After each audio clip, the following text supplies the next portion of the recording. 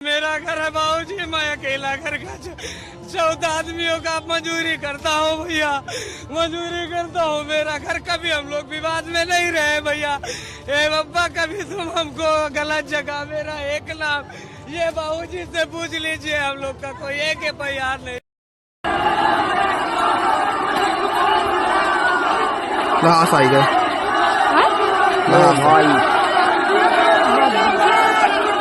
उत्तर प्रदेश के बहराइच में जिस तरीके से कल खुलेआम एक समुदाय के लोगों के घरों को तहस नहस किया गया, उसके तमाम वीडियो आप लोगों ने देखे होंगे।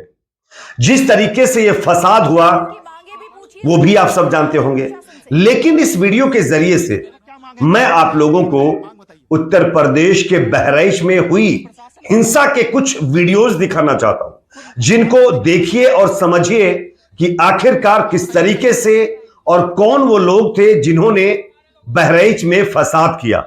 एक समुदाय के घरों को, दुकानों को, हॉस्पिटल्स को चुन चुन के टारगेट किया।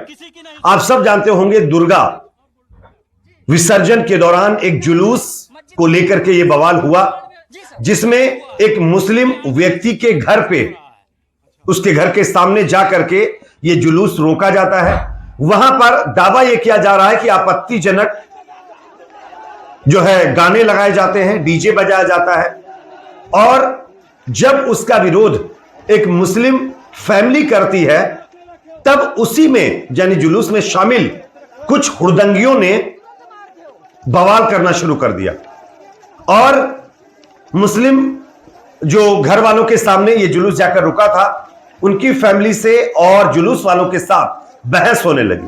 बहस इस कदर बढ़ गई कि वहीं पर बैठकर जुलूस में शामिल लोगों ने प्रदर्शन शुरू कर दिया और उस प्रदर्शन के दौरान ना जाने ऐसा क्या हुआ, उसमें से एक 22 साल का लड़का निकलता है और एक मुस्लिम व्यक्ति के घर के छत पर चढ़ जाता है, वहां पर लगे हुए धार्मिक झंडे को उखाड़कर फेंक देता है और वहां पर भगवा झंडा लगाता है। जिसके बाद आरोप यह लगाया जा रहा है कि उसी मुस्लिम मतलब जो है फैमिली के किसी सदस्य ने उस व्यक्ति के ऊपर फायरिंग कर दी, जिसमें वो व्यक्ति खत्म हो गया।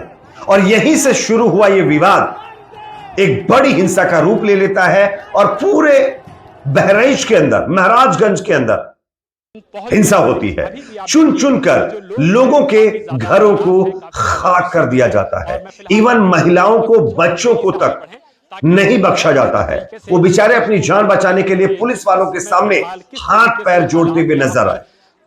और जब एफआईआर होती है, कार्रवाई की बात होती है, तो आप देखेंगे कि एफआईआर में सिर्फ और सिर्फ एक कम्युनिटी से जुड़े हुए लोगों का नाम सामने आता है। इवन एक पार्टी से जुड़े हुए नेता उन मवालियों को बचाने की कोशिश में लगे हुए हैं जिन्होंने खुलेआम लाठी डंडे लेकर के एक शव यात्रा निकाली और उसके बाद उन्होंने हिंसा को अंजाम दिया। मैं आप लोगों को इसी से जुड़े कुछ वीडियो दिखाना चाहता हूं, आप देखिए और समझिए कि आखिरकार ये फसादी कौन थे। सबसे पहला वीडियो स्क्रीन पर आप देखिए। आप देखिए इस वीडियो में पुलिस आगे आगे चल रही है, पीछे पीछे कुछ लोग चल रहे हैं। यह पहली शव यात्रा आप लोगों ने देखी होगी जिसमें लाठी डंडों के साथ हथियारों से लैस लोग शव यात्रा निकाल रहे हैं। और यही भीड़ जब वापस होती है, जब लौटती है वापस, तब हिंसक रूप लेती है और जबरदस्त तरीके से हिंसा शुरू हो जाती है। सबसे बड़ी बात तो यह है, जब पुलिस को रात को ही पता था कि माहौल खराब हो सकता है और खराब हो ही गया था, तो पुलिस ने टाइम रहते कार्रवाई क्यों नहीं की। और दूसरी चीज कि जब ये उस लड़के की शव यात्रा निकाली जा रही थी तो उसमें हथियारों को लहराने की, लाठी डंडों के साथ यात्रा निकालने की इजाजत क्यों दी गई। और जब उधर से ये लोग लौटे तो वहां पर फसाद करते रहे। पुलिस वालों के ऊपर आरोप यह है कि पुलिस वाले सिर्फ मुंह देखते रहे, किसी ने भी इस हिंसा को रोकने में कामयाबी हासिल नहीं कर पाई। उत्तर प्रदेश पुलिस महकमे पर जब सवाल खड़े हुए तो एडीजी से लेकर के बड़े बड़े अधिकारी मौके पर पहुंचकर उनको हथियार लहराना पड़ता है, तब जाकर के मामला कंट्रोल में आता है। अब बात यह है कि दरअसल ये हिंसा करने वाले लोग आखिर थे कौन। तो स्क्रीन पर जो वीडियो मैंने आपको दिखाया है, इसमें आप साफ साफ देख सकते हैं कि फसाद करने वाले लोग कौन थे। उसके बावजूद भी जब एफआईआर की बात आती है, जब कार्रवाई की बात आती है, तो सिर्फ एक समुदाय के लोगों का नाम आता है। दूसरे समुदाय की तरफ से अब तक, जब मैं ये वीडियो रिकॉर्ड कर रहा हूं, तब तक किसी भी दूसरे समुदाय के व्यक्ति का नाम एफआईआर में नहीं आया। क्या ये अन्याय नहीं है? क्या इसी तरीके से न्याय दिया जाएगा योगी जी के राज में? अब मैं आप लोगों को एक और वीडियो दिखाना चाहता हूं। ये वीडियो देखिए, ये पुलिस का वीडियो है जो ये बता रही हैं कि ये बवाल क्यों हुआ और इसकी जड़ क्या थी। सुनिए बयान। एक जुलूस एक मुस्लिम क्षेत्र में से एक मस्जिद के पास से निकल रहा था। वहां पे दोनों पक्षों के बीच में कुछ विषय को लेकर तकरार हुए, जिसमें दोनों पक्ष आमने सामने हुए। उसमें आपस में कुछ लोग उत्पात मचाने लगे, जिस घटनाक्रम में एक व्यक्ति को हिंदू पक्ष की तरफ से गोली लगी और बाद में उसकी मृत्यु हो गई। उसी के बाद सुन लिया ना आप लोगों ने, खुद पुलिस बता रही है कि ये जब जुलूस निकल रहा था, तो जब मस्जिद के पास जाकर पहुंचा तो कुछ लोग वहां पर बवाल करने लगे और उसके बाद फायरिंग हुई और फिर आप जानते हैं क्या कुछ हुआ है। यानी पुलिस को भी पता है कि किधर से पहले ये बवाल शुरू हुआ था। आज आप देखिए कि कभी भी जब ये रैलियां निकलती हैं, जुलूस निकाले जाते हैं, अगर रास्ते में कोई धार्मिक स्थल पड़ता है तो वहां पर जानबूझकर इस भीड़ को रोका जाता है और रोकने के बाद डीजे के ऊपर आपत्तिजनक नारे लगाए जाते हैं, आपत्तिजनक गाने बजवाए जाते हैं, ताकि एक दूसरा समुदाय मतलब जो है उकसावे में आए और वो कुछ करे, उसके बाद इनको मौका मिल जाए कि वो हमला कर सके। इस तरीके की चीजें हो रही है और ऐसा कई जगहों पर हुआ है। कल मैंने बाराबंकी का एक वीडियो दिखाया था, वहां पर भी इसी तरीके की चीजें देखने को मिली। जब मस्जिद के पास एक जुलूस जाता है तो वहां पर रोक दिया जाता है, रोकने के बाद खूब वहां पर जी भर के नारेबाजी होती है और डीजे में आपत्तिजनक वीडियो चला, मतलब गाने बजाए जाते हैं। तो वही चीज यहां पर हुई। जब दूसरे समुदाय के लोगों ने आपत्ति जताई, तब कुछ लोग ऐसे जोश के भरे होते हैं जिनके अंदर तो कूट कूट कर जोश भरा होता है और जाकर के उनके घर पर धावा बोल देते हैं और उसके बाद बवाल हो गया। अब मैं आपको अखिलेश यादव जी का एक वीडियो दिखाना चाहता हूं। उन्होंने इस हिंसा को लेकर क्या सवाल खड़े किए, देखिए, उसके बाद की चर्चा करते हैं। सबसे पहले तो मेरी अपील होगी कि जो पक्ष उसमें हैं, सभी लोग कानून व्यवस्था बनी रहे, उसी दिशा में काम करें। जो घटना हुई है वो दुखद है और किस कारण हुई है, प्रशासन, शासन और हमारे प्रेस के साथी आप सब जानते हैं। सरकार को न्याय करना चाहिए। एक चौकी इंचार्ज या वहाँ पर मौके पे कोई और छोटा अधिकारी हट जाए, उससे कानून व्यवस्था नहीं संभलेगी। जिस समय ये प्रोसेशन निकलने का काम शुरू हुआ, कम से कम प्रशासन को इस बात का ध्यान रखना चाहिए था कि जो प्रोसेशन निकल रहा है उसका रूट क्या है, रूट पे पूरी सुरक्षा है कि नहीं है, पर्याप्त पुलिस है कि नहीं है, और उसके साथ साथ उन लाउड स्पीकर्स पे क्या बजाया जा रहा है।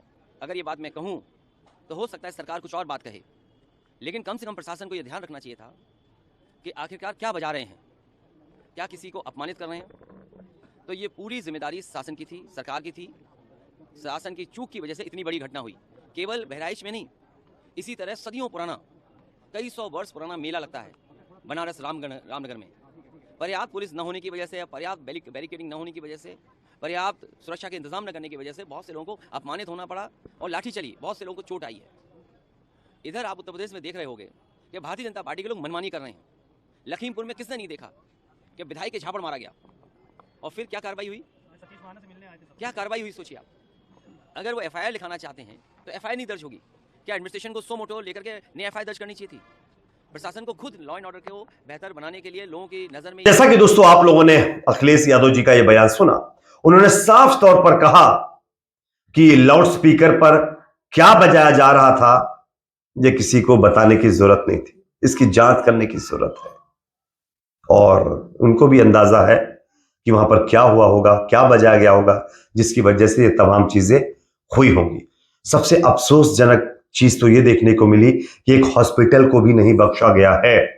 बहराइच हिंसा में दंगाइयों ने डॉक्टर हाजी एम रजा के हॉस्पिटल को, जो 10 बेड का हॉस्पिटल था, उसको भी फूंक डाला है। दवाइयां और ओपीडी में भी आग लगाकर उसको खाक कर दिया है। अब जो हाजी एम रजा साहब हैं, उन्होंने सवाल किया है प्रशासन से और उन फसादियों से भी कि उनका क्या कसूर था। हम तो लोगों की जिंदगियां बचाते हैं, लेकिन आप हमारे हॉस्पिटल को क्यों फूंक दिए? हमारा क्या कसूर था? ये बहुत बड़े सवाल है जिसका जवाब शायद ना पुलिस के पास है ना प्रशासन के पास है, और फसादियों के पास तो किसी चीज का जवाब होता ही नहीं है। उनसे अगर कोई जवाब पूछे तो वो सीधे हमला करने के ऊपर उतर आते हैं। अब मैं आप लोगों को एक और वीडियो दिखाना चाहता हूं। ये वीडियो जरा गौर से देखिए और समझिए कि ये फसादी गुंडे कौन हैं जो खुलेआम मीडिया के सामने कह रहे हैं कि हमारे हाथ में सब कुछ दे दिया जाए, हम सब कुछ मैनेज कर लेंगे। सुनिए वीडियो। विशाल, इनकी मांगे भी पूछिए जरा, इनकी क्या मांग है प्रशासन से? 1% हो भी न करे। क्या मांग है, क्या मांग है आप लोग की? बताइए, मांग बताइए। हमारी सर मांग यही है क्योंकि प्रशासन को साइड में करिए, हम लोग खुद मुकाबला कर लेंगे, खुद मुकाबला। आप चाहते हैं कि प्रशासन हट जाए? जी सर। हाँ हाँ हाँ, बताइए बताइए, बिल्कुल। हाँ बताइए बताइए। हम आदमी को, हमारे लोगों को पेश करके जिसने गोली चलाया है वैसे ही है, उसको हम लोग मारेंगे, बस हम लोग कर लेंगे। वही रास्ता है। बाकी जब तक उसको नहीं मान लेंगे कुछ किसी की नहीं सुनेंगे हम लोग। हाँ जी, या तो मस्जिद गिराया जाए, वहाँ मंदिर बनेगी। जी सर, ऐसा हुआ है, उसी के आड़ में, मस्जिद के आड़ में ऐसा हो रहा है। अच्छा जी, उसी पे रोड़ा। देख लिया ना आप लोगों ने इस वीडियो को। प्रशासन को साइड में करिए, हम खुद मुकाबला करेंगे, हम भी गोलियां चलाएंगे।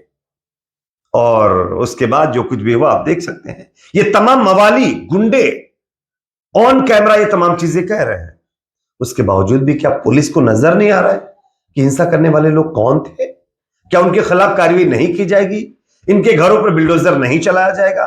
सिर्फ एक कम्युनिटी के लोग ही इसमें दोषी थे क्या?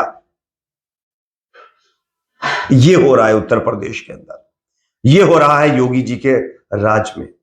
और सबसे चौंकाने वाली बात एक और मैं आपको बता दूं, जब ये हिंसा हो रही थी उस वक्त फायर ब्रिगेड की गाड़ियां तक मौजूद नहीं थी।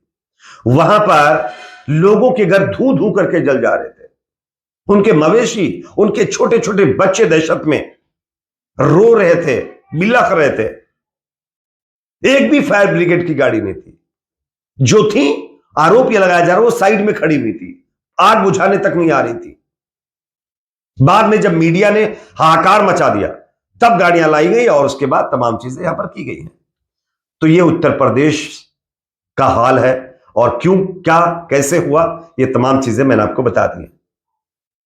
अब मीडिया के अंदर सिर्फ एक कम्युनिटी के लोगों को इसमें आरोपी बनाया जा रहा है। मीडिया में बैठे हुए चाटुकार उन गुंडों को बचाने की कोशिश कर रहे हैं जिन्होंने बहराइच को जलाकर खाक कर दिया है। अफसोस होता है तमाम चीजें देख करके। और चंद वोटों के लिए हमारे देश के कुछ नेता भी इन गुंडों के आज तलवे चाटने में लगे हुए हैं। शर्म आनी चाहिए ऐसे लोगों को।